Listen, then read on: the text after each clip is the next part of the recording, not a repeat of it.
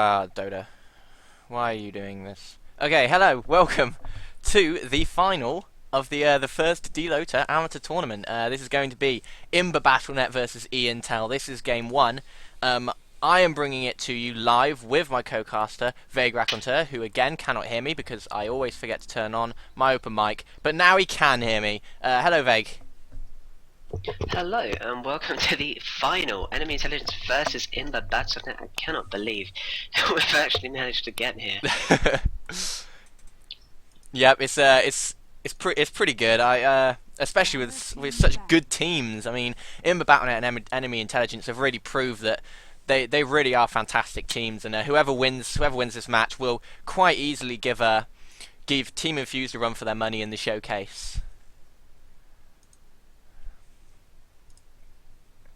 Indeed, yeah. It just looks like they're going to start the bannings now. This is going to be quite an interesting match because normally IMBA Battlenet go for some weird picks. We love that personally because we see kind of just crazy heroes come out that throw people out of the way. But Enemy Intelligence is someone that a team that doesn't really react to that. They tend to go with a much more to the meta style, provided that Moon doesn't get his way.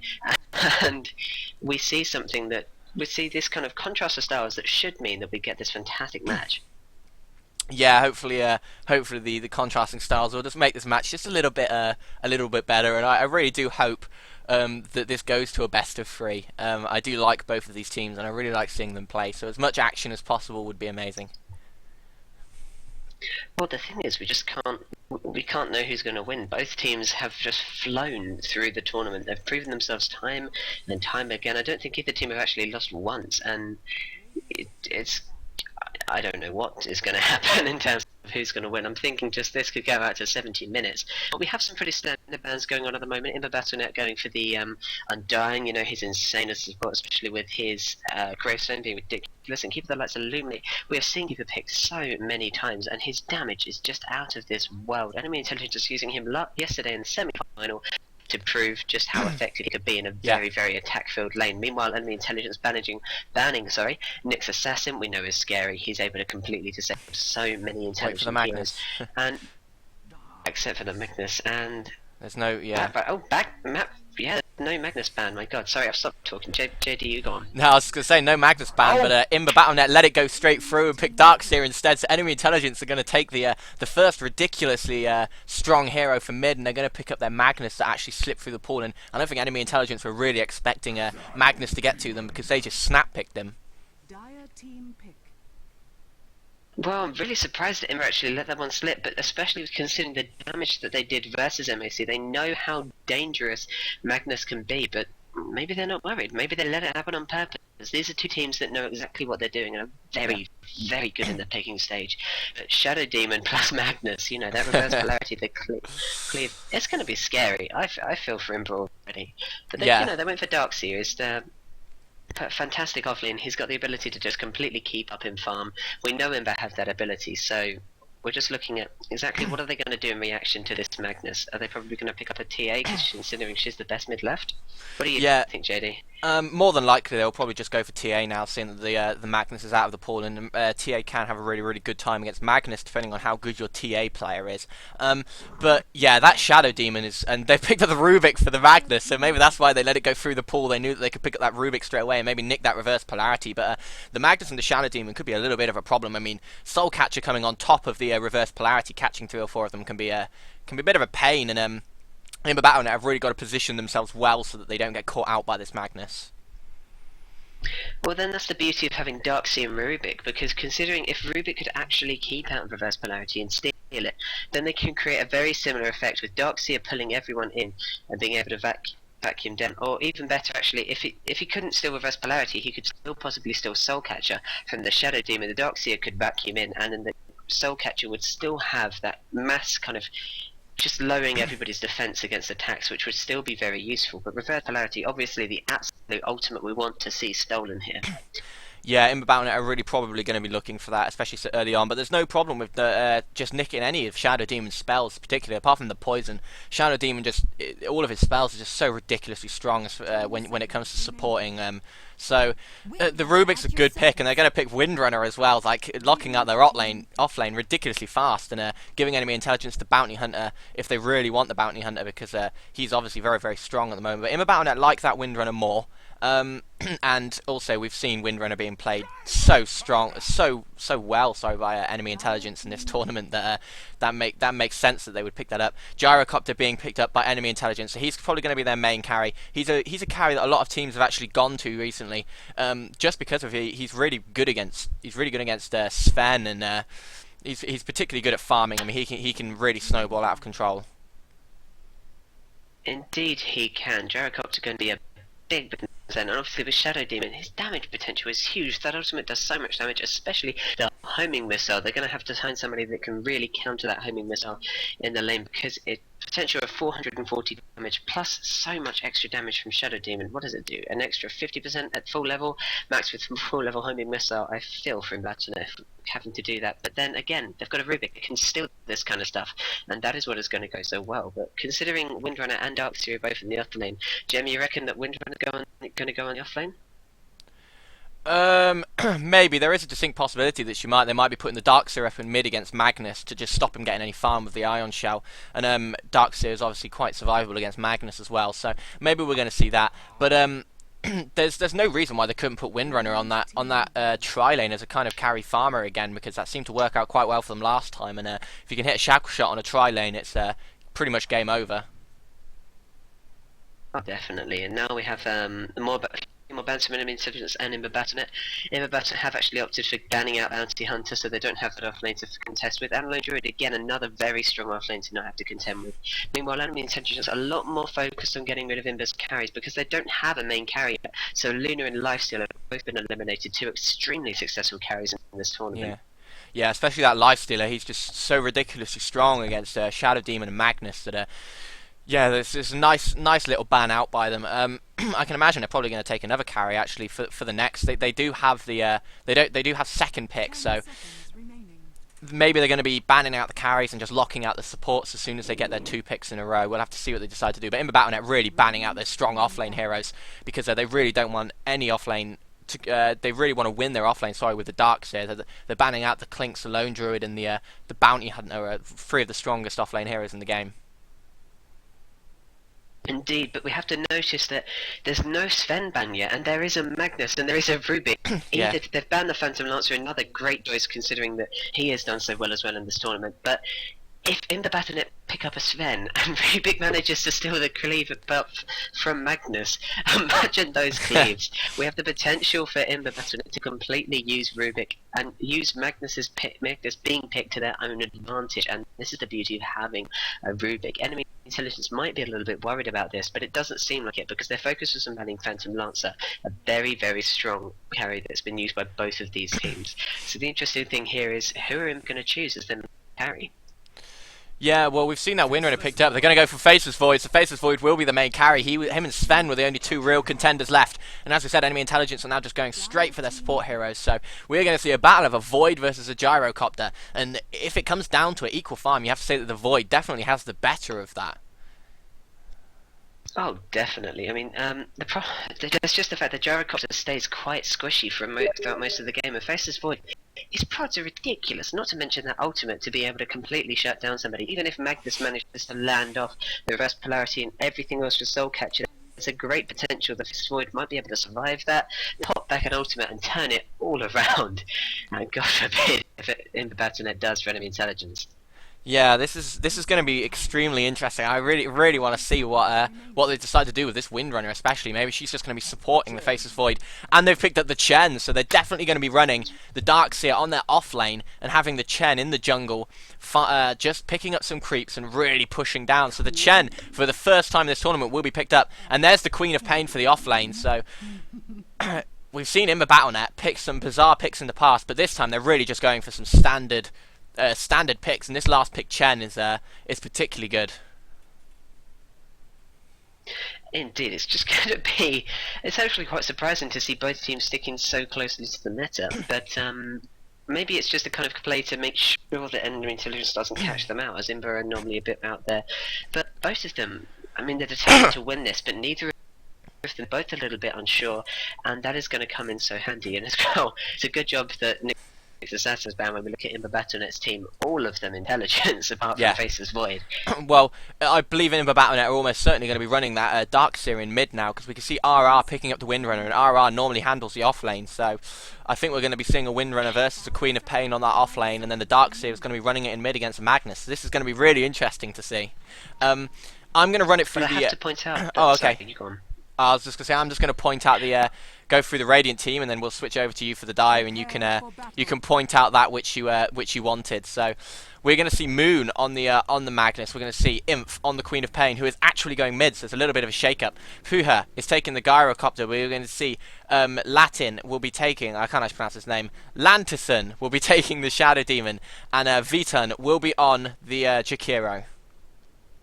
Meanwhile, on the Dire, we have MNT on the Faceless Void. We have Joker and Darkseer, RR on the Windrunner, and Jazar with the old name I love so much. And we have Infamous on the Rubik. And what I actually wanted to say was this: indeed, Moon is always Ian Tell's offlaner, so I can't imagine Magnus offlane. And I guess I was right, because it is a bit interesting though. I would have preferred to see Moon.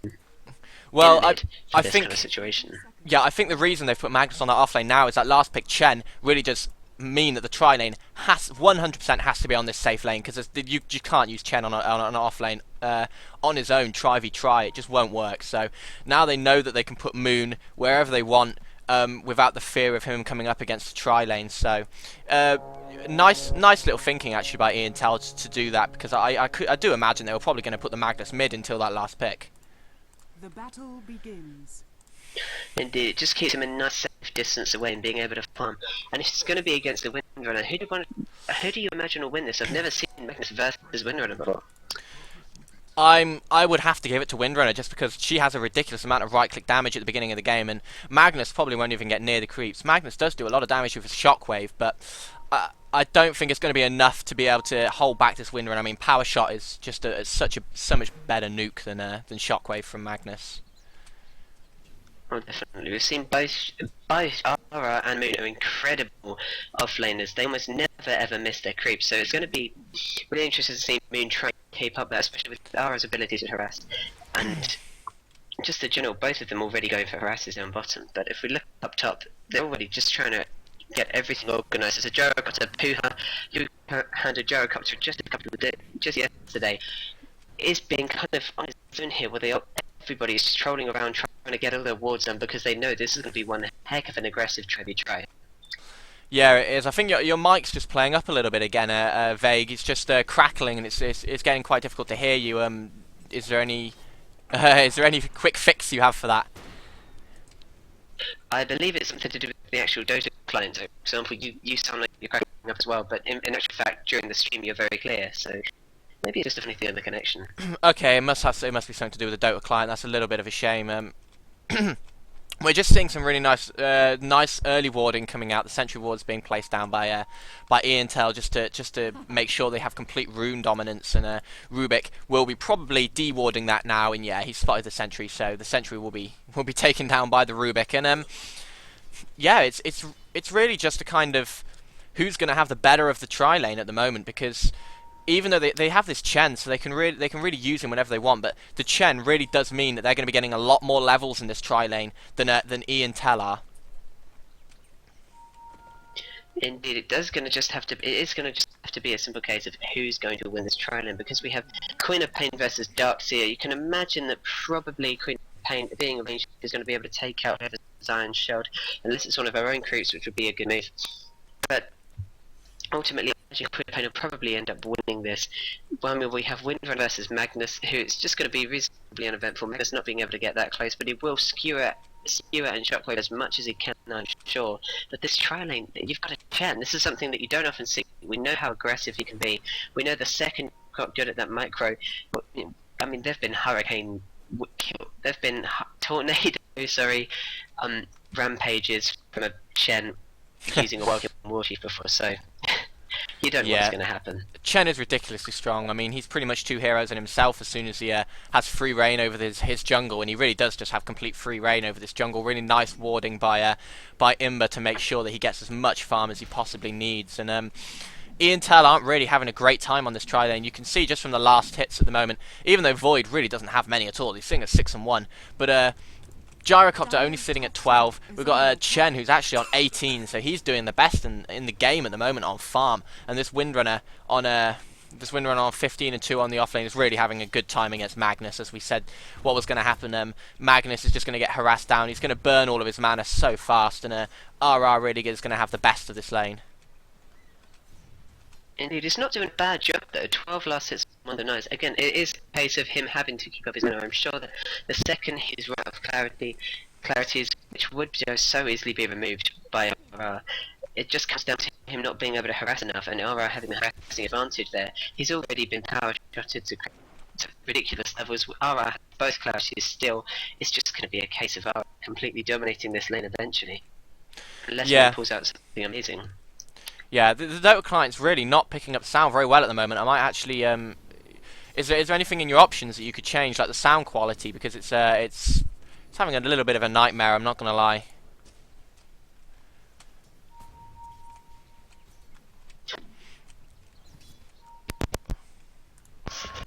Sorry, I don't know if that's any kind of improvement.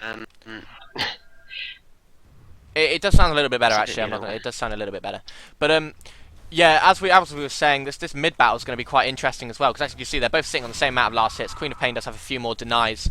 She's now picked up a few more last hits just because the creep wave was pushed. But Joker isn't actually doing as bad as you could imagine, especially with Darkseer on the offlane. But at top, they're jumping Chen. Here comes the stun from the Gyrocopter. Chen's almost certainly going to fall. The stun is going to be hitting him. Here comes the rocket, and the rocket will be getting the last hit on Chen. There's absolutely no way he's going to be surviving that. So the first blood does actually... Oh, but he pops the smoke. Really nice play by Vezuva. Really quick thinking, actually, popping the smoke as he saw the rocket coming, and the rocket completely misses him, and first blood doesn't go to Intel. And that's a trick that I've actually never seen before, I'm going to have to admit.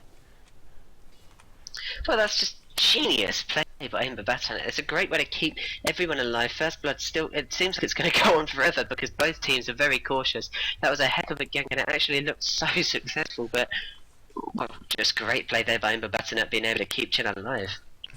Yeah, it was really, really good play by that Chen. He really did know exactly what he had to do to actually keep himself alive. And we look at the bottom, this Magnus has actually just gone straight down to try and dive Windrunner. He has reverse polarity up, but I don't think Moon's going to be able to get anything from it. So RR just keeps the harass on. But indeed, and that Wimble just allows them to completely avoid that shockwave. Yeah, RR is really having a nice time up here now, and it's starting to get a little bit more disparate than what it was before. I mean, Windrunner's sitting on 10 denies, and Magnus only has 2, so she's got a pretty huge level and XP advantage. And as you can see, Magnus is just patrolling around the jungle. He can't get anywhere near this tower, and RR is really controlling the lane well.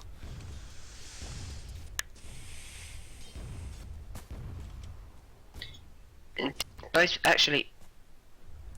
We have a case of Queen of Pain just gone back to base to heal up because the Darkseer is actually managing to do quite a good job against him. He's managing to watch this though. He's managing to hold his own. I have to say, watch this, because all of Intel have now teleported to bottom lane. They really want to catch out MNT. The Magnus is here. He has the skewer and the ulti. He's going to pop the ulti almost any second, but no, they actually don't do anything, and MNT is going to survive. And Intel just had a complete wasted gank. I don't know if they saw them coming or what, but now they've decided to walk into the jungle. They still don't know that Moon is here with the ultimate. They're going to catch out Infamous. Infamous is not going to be getting away from this. Void doesn't have his ultimate. He's just going to stand away and let him die. There's no chance of him saving them there. And the Chen also falls. The Chen was right beside him, so they get the first blood, Intel, and a really, really nice gank by them. All of them going to the same spot at top and getting the kills that they needed. RR still though just farming on this bottom lane, now sitting at 39 and 15, so she's really taken a massive lead so far in this game, and she's really done well against this Magnus. Well, Queen of Pain, I have to credit her. That was a really, really clever play. Actually used herself as bait, making sure that her blink was up so that she could get this Chen, make it look like Chen was going to die, actually managed to get Chen, and then just blink straight out of the way, leading everyone into the trees so that Intel could get another kill. Yeah, that was really, really nice play by Intel. Nice coordination, and they have taken a very slight lead at the beginning over IMBA, but you have to feel whether that double gank, because they didn't get the Faceless Void, was it worth them not having the farm for that entire time? I mean, RR is really getting as much farm as she wants, and now she can just easily keep this lane controlled, and Moon can't get anywhere near her, so she's pretty much lost. She's pretty much won this lane single-handedly now that Moon had to leave for a little bit, so we'll have to see if it works out, that little gank, but this Windrunner is really doing well. She is indeed, and it looks like Infamous, Rubik is around. He looks like he's going to be trying stealing something from Magnus, because as we know, if he can steal absolutely anything from Magnus, they're all ridiculously insane skills. So anything adding to that arsenal will just help with the team fight. They're going for the push. Chen has 2 Troll Warlords, so if Magnus gets caught out, Magnus is just straight up dead. Moon just hiding below the jungle. I think he did see them actually coming. They do have some wards up, so, but I don't think he's seen Chen. The teleport's come in now, so they're going to try and defend this tower, but with 2 Troll Warlords and 4 skeletons, do they really have anything to defend this tower with? Chen is such an amazing pusher at the beginning of the game. And if he has good micro, he can quite easily turn a team fight just because he has 2 Troll Warlords, which are just absolutely insane. That's just amazing that he managed to find Watch it. the It Magnus. looks like now Vertun and INF is going to die now with a mass load of prods and a Windrunner power shot. Just goes straight through him, but Vertun actually managing to escape there. However, there's no way they're going to be able to save this tower. There's a Troll Warlord. Moon has come out, just tried to skewer to get people back, but there's no... Surely they won't be able to save this tower. Surely, with 2 Troll Warlords, they're so rare to get, but what Chen does, you can't save a tower. Yeah, I think the Troll Warlords are actually dead now. They did actually manage to take them out, but I'm going to have to point to that shackle shot by RR on the Windrunner. That was absolutely insane. It actually managed to get the Queen of Pain and the Magnus, as Magnus was looking to try and pop that ulti, and as soon as the Queen of Pain was dead, there was no way Magnus could get his ulti off. The rest of the team had to back off, and that was just such a fantastic play by RR on Windrunner.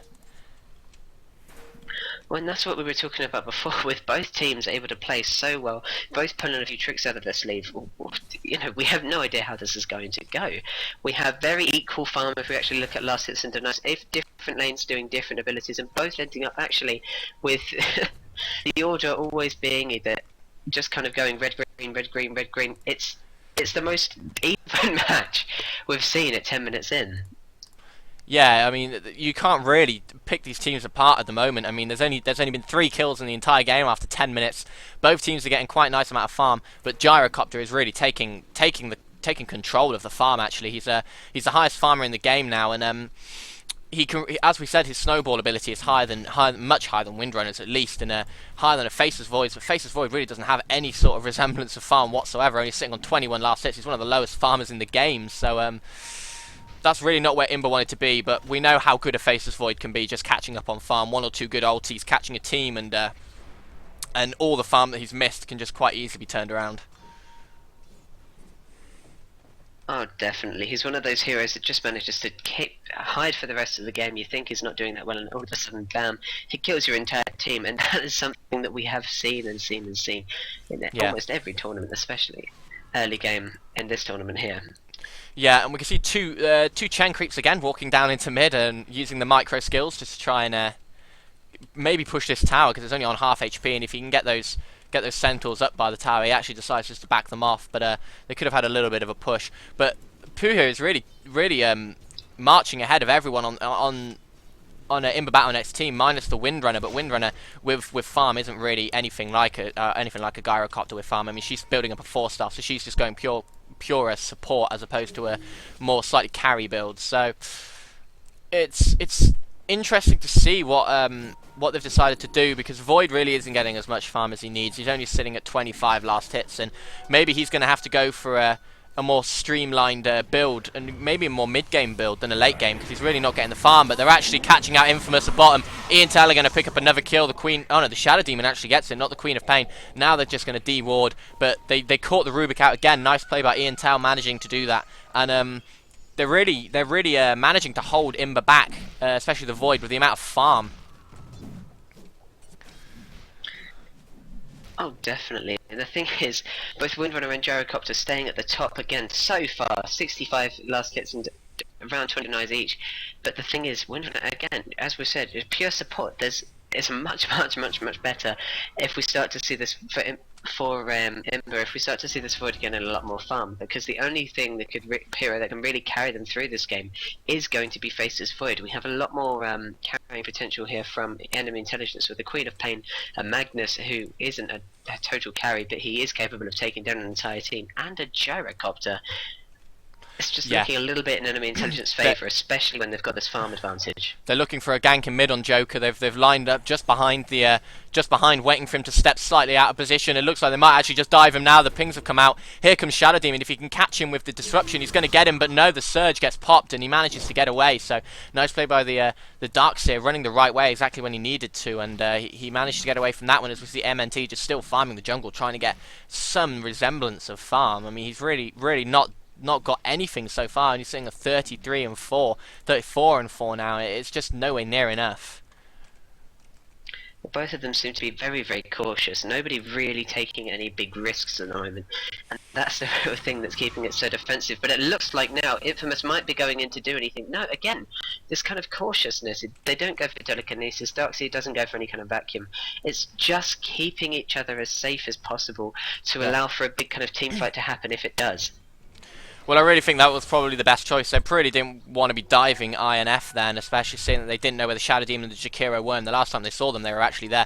But look at Chen and Infamous, smoked up with two Centaur Khans and a Ursa Warrior, all going bottom. They all really want to kill this Magnus, and we have the Void there as well, so they're trying to get this Void farmed up as much as possible by getting him a few kills. It looks like they might be picking up both, because here comes Shadow Demon as well. They have no idea that they're here. They're going around the back. This could be exactly what IMBA Battlenet needed. Here we go. They've just jumped on the Magnus. Magnus has the reverse polarity. There goes the disruption to stop him. No sort of stun coming out from the Centaur Khans quite yet, but Magnus is going to fall quite easily. The Chen ulti gets popped to try and save MNT, but it doesn't look like he's going to get saved. It looks like Inf is going to get him. No, the shackle shot again saves his life. And are they going to be able to take out INF? No, they're not. The Faceless Void managing to get away by the skin of his teeth by a really nice shackle shot. And look at Joker diving the tower to try and kill the Jakiro. He puts the wall up to get him, and they do get another kill, and now they can push into this tower and take it. That's exactly what IMBA needed to get back into the game. Radiant structures are fortified. What a glorious way to get back into it. An absolute kind of 3-for-nothing fight there. It looked like Jakiro got away and it was so brilliant, but then just a power shot would have got him even if the wall didn't. And that is what is absolutely insane. But no, enemy intelligence do not want to give away a single tower. They're just porting instantly back in. No, absolutely no ground being able to get, especially with Chen trying to push so hard, but just not quite being able to get that bottom tower or that mid tower, but keeping them to health, but not much else. Yeah, nice micro by Chen as well to manage to stun the Gyrocopter as he arrived, so that they didn't get counter ganked with the Centaur Khan, and he managed to get them all away as well. So MNT is still not on a lot of farm. It looks like he might actually just be going for a Battle Fury. He's picked up his ring of health, so maybe he will be going for that soon. We'll have to watch and see. But yeah, it's really looking pretty good for both teams at the moment. You can't really say either team's ahead of the other, although Gyrocopter, the amount of farm he's getting is absolutely ridiculous. He hasn't died yet. He's got 1 assist. He's sitting on 94 last hits, so we're just the net worth really shows that he is quite far ahead of everyone else. He's sitting at 6k net worth as opposed to the 4.5, which is the highest for IMBA, and that's the Windrunner. Well, he's building a BKB. He's actually almost got everything now. I think the only thing he's looking for is an overclock, which is 400 gold away, which is nothing for him. But down at bottom, IMBA Battlenet are going to finally take this tower. Vitan and Moon are here to try and stop them, but they just can't do it. Both Centaurs actually survived from Jen, and they've just managed to take that tower. The first tower taken in the game at 17 minutes in. This has been such a conservative game. Yeah, it really has. Both teams are just kind of eyeing each other up at the moment, but this Gyrocopter, the longer that they wait, the more he's going to get farmed, and he can really take over the late game. As you said, he's almost got his BKB, and as soon as he gets his BKB, it's going to be a little bit of problem for IMBA, because they really do rely on this Darkseer wall to try and shut him down and do a lot of damage, because his illusion is obviously very good. Indeed, especially with Faceless Void having really no farm. He's got a ring of health now. He's probably trying to build up to a Battle Fury, but what can you do? He's just not had enough farm. He's catching up very, very slowly at 53 last hits now, but Gyrocopter has 101. He's almost, I'm sure he's already got his BKB. He's only 150 gold off of it. It would take about a minute to get that easily. The next creep wave that comes up is actually going through the jungle. Maybe he's going to try and come back to mid. Maybe he's going to try and catch up this Faceless Void, which it looks like he's searching for. Yeah, and at bottom lane we actually have RR just having to try and run away from his life. Is he going to be able to get away? No, the disruption gets popped on him as the TP scroll gets the shackle shot. There is the shackle shot, and the power shot gets used. He doesn't have his 4-staff anymore, so the blink will get the kill. And yeah, RR just getting caught out a little bit there by the Shadow Demon coming through the trees, and Queen of Pain pops the ulti to kill some creeps and get quite a lot of farm off of that. And she's really looking towards the scepter. She'll have 3 parts as soon as she goes to the shop, so she's not far off of it. Well, it's not often you see a professional use his ultimate, a professional kind of team use their ultimate to actually farm creeps as Queen of Pain. But it is very effective, it's very, very fast. She's easily able to afford a point booster now. She's really not far, only about 1,000 extra gold off. Meanwhile, Gyrocopter doing the exact same kind of thing, just using his ultimate to push away the creeps, keep this mid tower, because they really don't want to give anything. Enemy intelligence are wanting map control, but they ultimately really want to get this gyro as far as possible and leave it to the late game. And this is the problem. IMBA need to win the push, because enemy intelligence late game's potential greatly outcarries theirs, provided that Void doesn't become ridiculously fed. Yeah, and Void's getting a little bit more farm now, just sat on this solo lane. Still only sitting at 70 last hits, but it's a lot better than what he was doing earlier on in this match when he was really sitting on absolutely nothing. So Void's getting there. He's doing what he needs to do. He's picked up his Claymore now, so he's really going for that Battle Fury, and then he's going to head into the jungle and farm it up as much as possible. They're really relying on late game for the Void to outcarry the Gyrocopter.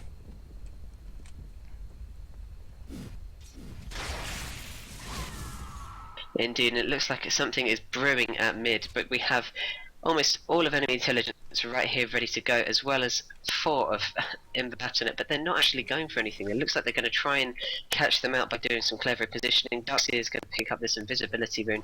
He's got it bottled. He's actually going to pop it, so something really should be happening soon. Yeah, perhaps he's popped it, maybe just to scout out, because they have no idea where.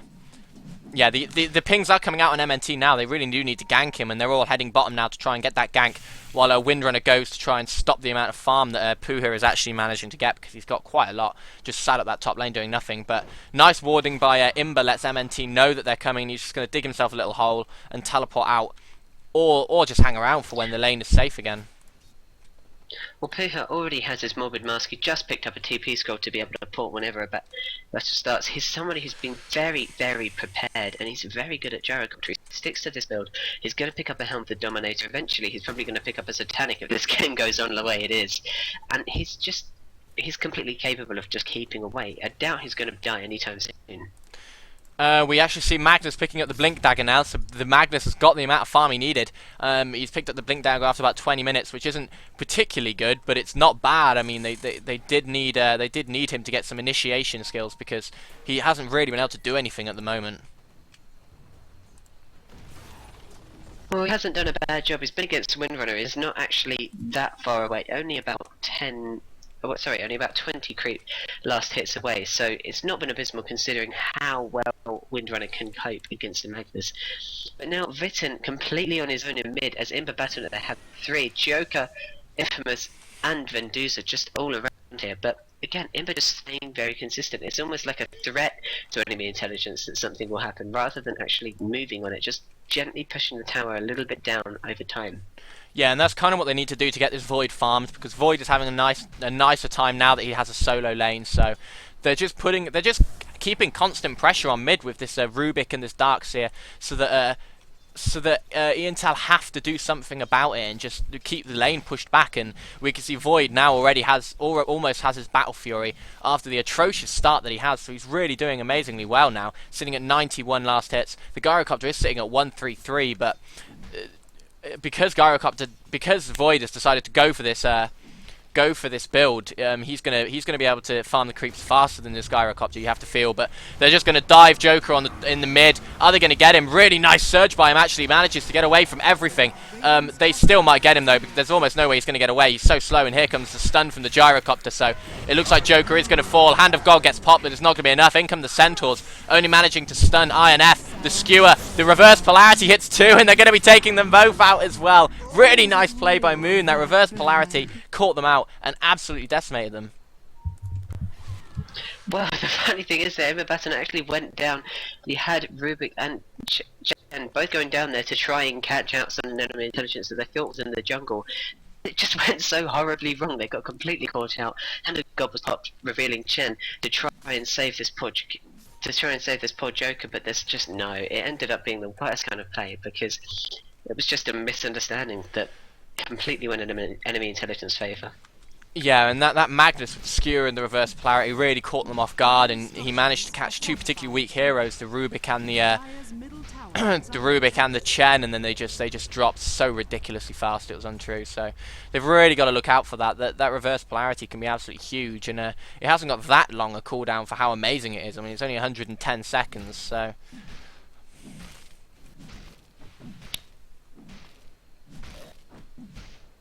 Oh, definitely. It's just a case of this kind of enemy intelligence now sticking very much. Both teams are trying to stick as close to each other as possible, especially after that last mishap that IMBA Battlenet. Rubik managing to steal the shield breath. I'm pretty sure he was desperately hoping for the ice path. They're going to get him. They are going to actually take down Vitus, the speed from Darkseer, as well as his vacuum and iron shell, but he has actually been caught out now by Shadow Demon. Darkseer popped his ultimate to try and keep them away. He might actually escape this. He is about to have Surge back up, but he's just been hit by the homing missile. Pooh, however, has been trapped by his own illusions in the ward. He does get killed by the Darkseer, trapped by creeps and illusions, something he really should have been careful for. And RR are just going to take this advantage to try and push mid down as they have. They've only got hit. Moon has now come. Who is that porting in? It looks like Jakiro. Is it Jakiro? Yes, it is. Enzo is here, but he's just been vacuumed down. Jakiro trying to put down his ultimate to stop them, but it's not going to happen. Joker get it. Windrunner and Joker together. The Iron Shell and just a prods managing to keep it. Meanwhile, Chen's Test of Faith being able to do some damage. And then we have Moon. He has been stuck as a shackle shot kept him down. This is complete disaster for Moon. 4-0 from enemy intelligence means dying. And now they have this straight push to go down. Chen has a Troll Warlord and 2 Centaurs, so that they have the extra everything, the extra attack speed, helping push that tower as fast as possible, and they do not need it. This mid is going to go down. Disaster for enemy intelligence once more, as that was just not expected. The real disaster there being Puha being stuck in between creeps and the illusions. No, I think the thing that made that was that absolutely tremendous shackle shot from RR. 2 tremendous shackle shots, in fact. At the beginning, he did actually manage to latch the Gyrocopter with I can't remember who it was originally. I believe it may have been the Jakiro, and they just died instantaneously. So the Gyrocopter was actually shackled when he thought he was caught in the illusions, and there was absolutely no way he was going to get away. And then he managed to catch the Queen of Pain and the Magnus, and that was the run that really helped them again, because as soon as that had happened, the Magnus and the Jakiro, when Jakiro ported back in, they managed to take out the Queen of Pain with that really nice micro from Chen, and there was nothing they could do. So the shackle shots were really the thing that made that fight for IMBA Battlenet. Really, really nice play by RR again. Forgive me for not seeing that shackle shot. However, it looks like Void is porting in, and he already has a Battle Fury. Everything is going to turn into his favour, but Infamous has been caught out as all of Germany intelligence just popped everything that they have on him. A few skewers and the shot even a skewer. It's just to really finish it all off. But Void is now farmed. 140 last hits. He's almost caught up to Gyrocopter. He's got his Battle Fury, and now it's just a case of him farming like no man's business. He's got 2,000 gold. Let's see what he does with it. I imagine he's going to pick up some kind of, crits soon enough, because the second a Void has crits, it's very, very painful for whoever's against him. Yeah, as we were saying, one good fight for the Void and can really turn around the amount of farm and net worth that he has. I mean, he's still sitting like 1.3k behind behind the gyrocopter. But look at Windrunner's net worth now, actually the highest in the game, overtaking the gyrocopter after that fantastic fight that the Windrunner really did kind of make with those shackle shots that turned it around in IMBA's favour and managed to get the 4-0. So it's actually looking a lot better for IMBA now after their little bit of a dodgy start. They've actually pulled it right back, and this is turning into the game that we were expecting it to be. This is absolutely insane play from both teams so far. Indeed, and it's just a fact that every single fight seems to go in one team's favour after the other. It's never consistent, and it's just a case of who's going to win a few matches, team fights consecutively, because this is the only way IMBA or Enemy Intelligence are going to get the lead. They're both incredible teams. Both have we're seen with some great play here. So it's just a case of catching the other team out and getting that winning team fight, maybe getting the winning initiator that will cause it all, because of this, with this kind of equality, it's coming down to whoever starts it will win it. Oh yeah, definitely. And you have to feel that if Void can get even remotely close to Gyrocopter's farm, he's just going to be a complete house. I mean, he's building up his BKB now. He's got the Mithril Hammer and the Ogre Club, so he's going to have his BKB pretty soon. That's going to make him so ridiculously survivable. It looks like he might actually want to just harass down INF, keep him back now. He's just going to let the wave push and get all the farm. But yeah, this Void could really outcarry this Gyrocopter so hard if he gets any more farm than he's been getting.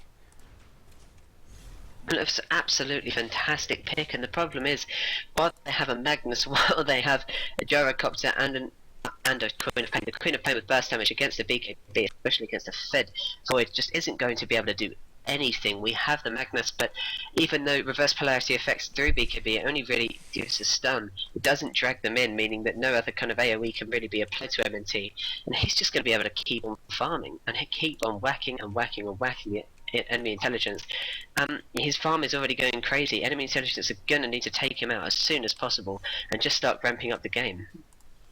Yeah, definitely. But we should point out the Windrunner has now picked up her Hex after 29 minutes, so she does have the Cypher Vice, and that's going to make Gyrocopter a lot weaker to this Faceless Void, and it's really going to turn the it might even turn the tide in a battle. I mean, if this Magnus tries to skewer in instead of blinking, then the Windrunner is just going to catch him with the Scythe, and he's going to die before he can even use his ultimate. So the Cypher Vice a really nice pickup, and probably a needed pickup as well, because they do have a lot of carry potential on the on E-Intel's team with this Gyrocopter, and Queen of Pain obviously does a lot of damage, but being able to lock them both down with a Scythe is a very nice choice. And it looks like they might actually be going for a Roche, so they might just be going for a quick Roche attempt. They've smoked up and they've walked in. There are no sentries, so E-Intel have no idea that it's happening. You can see Viduva waiting on the top to try and see if E-Intel have any idea, but they really don't. They will be picking up Roshan, it seems. They still don't know. They're still not coming. Who are they going to give it to? It looks like they might be giving it to Void. Void's going to dive down there probably as soon as he's dead. Yep, he's dived down there now, so there we go. Void will be picking up the Aegis. He's sold his pot, and there it is. And he's almost got his BKB as well. He's only 100 gold off the BKB, and he has the Aegis of the Immortal. So a team fight will just go so much in IMBA's favour if they decide to go for one, and they are now, because Joker gets caught out by INF. Are we going to see the Void ulti? No, we're not. And the Magnus getting a really nice skewer on RR in the Chen, manages to take him out. Infamous also gets caught, and IMBA just got caught out massively. The Void tries to get away. Really nice play by Void, actually. That's going to get him away. Really nice play by him, and that just did not go well for IMBA at all. They got caught out. They all started moving in different directions as soon as the Roche went down, and that's really not what they wanted. Radiant's bottom tower. Well, it was such a brilliant execution of King Roshan. It's just a shame for him that they managed to end up that badly. But the important thing is that their big carry Void did not get the kill, and that's the opposite of what Enemy Intelligence wanted. If Enemy Intelligence was to take down anyone, it has to be this Void. Yeah. But they are going to get the push. They are going to push to tier 2 mid, and they are again pretty even on towers and everything. It's such an even battle. Gyrocopter's now picked up his Eagle Song, so he's going to try and counter this Void by picking up a Butterfly. But you can imagine Void will probably know that, and as soon as he's got his BKB, he will start making his MKB, because he really does need to keep this Gyrocopter under control and manage to hit him as much as possible. And he can't be missing in that Chronosphere. That's not going to help his chances of killing anybody. Indeed, it's interesting to see exactly after he's got this Butterfly, what is Gyrocopter going to try and do to counter this? Faceless Void is going to be his big problem. Enemy Intelligence obviously know that he's not going to be able to compare in terms of farm to this Faceless Void, in terms of actual carry potential, to this Faceless Void. So what is he going to try and do? Yeah, it's gonna be a bit of a problem for this gyrocopter just to decide which way he actually goes. Maybe he's definitely gonna get the butterfly, but after that, which way he goes is really entirely up to him. It really is his choice, and I expect he will be probably going for some sort of crit, or maybe even something fun like a divine rapier. Oh, I would not like him to pick up a Divine Rapier, especially against the Faceless Void. In this kind of situation, Divine Rapier might be the thing that completely loses the match. But we never know. If he's able to take down Faceless Void consistently with it, maybe he cops some invis. He's had some decent control over every single invis room. There's no thing to do it. However, I'm just going to go back to top, as IMBA Battlenet are going to be taking this top tower. We have Moon, we have Jan, we have even the Jakiro, and someone porting in very slowly. That is Queen of Pain. Everybody's already gone in. They do not want to lose this tower. Any intelligence have been racked up, and IMBA Battlenet have been racked up by the Reverse Polarity, which has won them this team fight. As Joker goes down too, only the Void is up, but maybe the Void is all they need. He has got some farm. He's not going to be able to survive this though, surely. He's popped his ultimate. He's going to pick up Jan, and he's going to pick up INF, but he hasn't been able to pick up this gyrocopter, who is miles away, who is actually backdooring as we speak, going down bottom. And MNT going to be able to survive this. INF definitely going to die, surely, but actually no, he's managed to blink away. Faceless Void going back to base to try and heal up as quickly as possible and stop Puha. But Puha playing it brilliantly there. Enemy intelligence getting the absolute advantage. A 4-for-2 trade, and Gyro just being able to completely push this bottom tower down. He's probably going to take it. They've actually managed to fortify. Void is coming now as well as Rubik, so they just didn't manage to take it, but it's so close. Only 77 health. They're going to have to deny it, and then that gives Gyro free from next time against these barracks. I think they're just gonna leave the tower up. I mean, I don't think they're going to be denying it anytime soon. Denying base towers probably isn't the way they particularly want to go, because as you said, Gyro just gets a free run on the barracks. But the thing that turned that fight almost absolutely was that just insane Magnus reverse polarity catching 3, and then the big Queen of Pain ulti coming straight through the middle with the scepter, and it really did destroy all of IMBA's team before they had any chance to react. They got caught out by the Magnus blink dagger, and it really didn't go their way again. So Intel now starting to come back into this game. Oh, definitely. They've just completely turned it around. Gyrocopter's still massively in the lead. He's picked up his butterfly now. It'll be very interesting to see exactly where he goes next, but he just doesn't stop farming, and that's so important. He's going to have a huge farm advantage over Faceless Void to be able to outcarry him. Yeah, he's sitting on 252 last hits versus 213 from Faceless Void, but just because of those, just because of what's actually been happening, the net worth is pretty massively skewed in Gyrocopter's favour. He's got a 14.9k, so 15k as opposed to the 12 of Faceless Void. So he's sitting 3k up, which is an Eagle song. So that's nothing to be sniffed at. And Faceless Void really does have to try and pick up a few kills to get back the deficit that he's already got. Well, Void has already gone for Mask of Madness, and that's going to really try and help him, maybe if he picks up crits going against Gyrocopter, but if he doesn't catch out everyone, that extra weakness means that everyone is just going to turn on him, and it's going to be a very, very big problem for him. His BKB, he can't keep popping it. Eventually it's going to go slower and slower.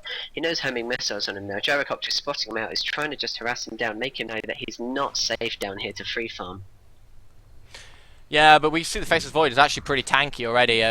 Now that he has his BKB, he's quite resilient, so I don't think they're gonna worry too much about that. And we can see that we have Roche back up in about 5 minutes, so maybe the teams are going to be looking to in about 4 minutes, sorry. So maybe they're going to be looking to go back to Roche pretty soon. Faceless Void still just farming up as much as he can, and so is the Gyrocopter. And apart from that, we can see a little bit of support skirmish at top. But at this moment in time, the supports really aren't the things that. Really aren't the people that need to be ganked. They need to start ganking these carries and getting them out of the game. Indeed, it's just a huge battle at the moment between Gyrocopter and Smoke at top. Faceless Void, and the smoke. We see all 5 of them.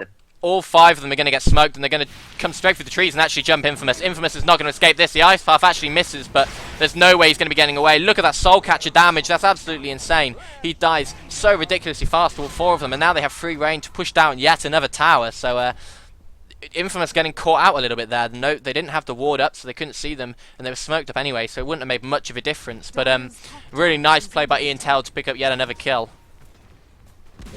And I've got to point out that Magnus does actually have a refresher orb, so he has the potential to not only teamfight and blink out maybe after he's stunned everyone, but then just come back and do it all again. So Magnus has gone for the normal build that you'd see on Magnus, Blink Dagger straight into a refresher orb, which is so vastly played in the pro scene whenever Magnus is picked up that you pretty much see nothing else, and there's no reason to. His ultimate is so ridiculous. If you can get a refresher orb and use it twice, then you've almost certainly won any team fight that you want to be in. But look at MNT at bottom. MNT actually taking the tower pretty much solo, forcing 3 of Ian Tell to react. The Ice Path doesn't catch him before he just teleports back home. They might actually spend a few seconds looking for him, but they're not going to find him in there. The Void's gone, and Void's going to continue farming. A really nice play by Void actually to manage to get that tower on half HP. Farmed all the way up, stopped the push coming from Ian Tell at the top, and now we see a smoke gank actually coming out from IMBA. Well, it looks like they're planning to walk a little bit far down to everybody who's ported. Brilliant execution there by IMBA Battlenet, just to be able to get everyone down, get them out of their normal position, and then know where everyone is so they can go for smoke gang. But of course, going back up to top means that they've got a very long way to go. They're probably going to lose sight of people, and I think it was a little bit short-sighted to just imagine that they're going to be able to still find them here. I don't think. I think they're more looking for this tower actually than trying to catch anybody out. Per se, if they decide to just take this to turn on this tower, they could take it down ridiculously fast. The Void does have his Chronosphere up safe. It's all about the initiation. Who can initiate first? If Void initiates first, then IMBA really do have a good part in the team fight. But if Moon can get that Blink Dagger and initiate first, then you have to give it to Ian Tell, and they might actually catch out Chen. Chen just being a little bit sloppy in the woods. INF is definitely going to catch him. He's popped the silence, so there's no way Chen is going to be able to survive the Soul Catcher, giving enough damage to take the kill, and now they mop up his creeps, and Chen getting caught in no man's land this time. Absolutely. IMBA Battlenet's just having a little bit of a problem with that Chen, is he just keeps getting caught out a few times. He's already died 5 times, as well as the Ruby. He's had a similar situation, and this is where enemy intelligence have just grouped up to try and face things, and it's gone very well in their favour so far. Every time that they're grouped, they tend to win these battle fights, where if one person keeps out, that's where IMBA seems to get their advantage. Yeah, we can see Void still just farming up. He's sitting at 2.2k, so maybe he's going to be looking towards getting a butterfly. But while that goes on, enemy intelligence are actually just taking the racks, and there's no way that IMBA can stop them. Faces Void finally has his teleport scroll, but he keeps just pushing and forcing enemy intelligence to back off. But I don't think that was particularly worth it. INF getting caught out now by Faces Void. If he pops the Chrono, he's almost certainly going to get INF. INF will die to the Faces Void. He popped the Chrono to get him, but it's definitely worth it. Queen of Pain just buys straight back, but giving Faces Void 3 kills at the moment is probably not what they want to do, although they did get the racks, which is particularly important for them. And now Roshan is back up, so we see IMBA just walking around and just scouting him out, and they're going to be going straight for him. Well, we have to point out the crazy thing that despite both of Gyrocopter and Faceless Void being such strong carries, they haven't actually managed. Oh, IMBA Battlenet, enemy intelligence has now noticed that IMBA Battlenet are at Roche. This is a big this chance could go for bad. Enemy intelligence to turn it completely around. Puha has his BKB up here, Crystallis as well as some lifesteal and Butterfly. It looks like Infamous is going to be going down, and MNT has actually gone down. They haven't managed to clear Roche. She's on such low health. Doxy is going to try and finish it, but no. Puha might be dropping his Ring of Aquila. He is, to pick up Aegis of the Immortal. That couldn't have gone worse for IMBA, as they accidentally gave it away. Puha did work it. Enemy intelligence did work it out. Poor IMBA Battlenet had to wait a minute for their Faces Void to come back up, where then now it's just a case of enemy intelligence being completely able to push down mid, probably being able to take mid racks as well. Well, Faces Void does have the buyback ready if he needs to buy back and just get himself onto that lane and help, but that really didn't go well for IMBA Battlenet. It looked like they were going to be taking Roche. I mean, Roche was not on a lot of HP by the time it had finished, but it just didn't work out for them. The amount of damage that Puha was doing, now he's got his Butterfly and his Crystallis, he absolutely destroyed Faces Void. Faces Void didn't have his ulti up because of that really, really nice silence by the Queen of Pain, actually, they were using the Orchid to stop it, and yeah, that team fight just could not have gone worse, and now it looks like they're going to be taking both the racks, and IMBA really now have to play extremely well to get back into this. Absolutely, it was just complete turnaround from enemy intelligence after such an even game. That kind of Roche fail, it's such a dangerous thing for teams to go for Roche, because if they succeed, it gives them a huge advantage, and if they don't, then look what happens. It gives the other team a prime chance at just completely taking out that other team, their enemies, and they've succeeded completely. Yeah, they took not only Roshan, but the Aegis, and they took the Rax as well, and they managed to get the kill on the Void. So that almost could not have gone worse for IMBA Battlenet. And to come back from this is really, really going to take something special. But I've seen it done, and if anybody can do it, it's IMBA Battlenet.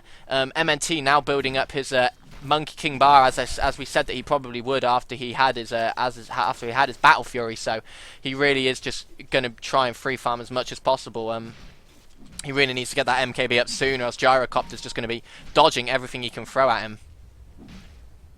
Well, Puha has Daedalus already. He has more than enough for a buyback as well as an Aegis, so he's got potentially just so much he can do with this now. Yeah, it looks like it's going to be all over for IMBA unless they just manage to keep this away. It's going to be all come down to IMBA needing to start a team fight, especially Void. We need to see Void coming in, getting a perfect Chronosphere and taking out this Gyrocopter. You have to watch this Magnus, though. Magnus is going to be the key player in this team fight. If Magnus can get a good ulti soon, then maybe. But really nice shackle shot from RR. Actually catches Puya, but they're not gonna go onto it just because of the threat of the Magnus. He could come in at any time, and reverse polarity could turn this team fight in a matter of seconds. So they decide not to go for Puya. They just harass him down a little bit and then back off. And it looks like it's just going to be a little bit of a standoff at this tower. Void has decided that he's not really going to be playing much of a part in this. Just going to go back, farm, quell this wave, and now you can see that E and Tel are going to be making their move. They've seen Void is gone. Now they're going to come straight up the top to try and take this tower. INF actually blinks up. The Magnus is just waiting in the back. He gives the extra damage to Puya. Here they go. They've taken the tower, and they almost instantly kill them. A really nice Chronosphere by Void, and look at that damage. He's going to take out 2. No, he's not, because he didn't catch Moon, and the reverse polarity goes straight through the BKB, and that could not have went worse for MNT. It looked like he was going to get at least a kill or 2, and then the butterfly saving Gyrocopter. He had the Aegis anyway, but the butterfly really was the thing, and the GGs are coming out, and it looks like IMBA Battlenet will give up this first game, and it will go towards E Intel. So the first game of the final goes to enemy intelligence. Really nice slick play from them. They used the reverse polarity when they needed to, and they used it really well. And the farm that Gyrocopter got was just absolutely insane. Indeed, we just have to credit everything to this Magnus to be able to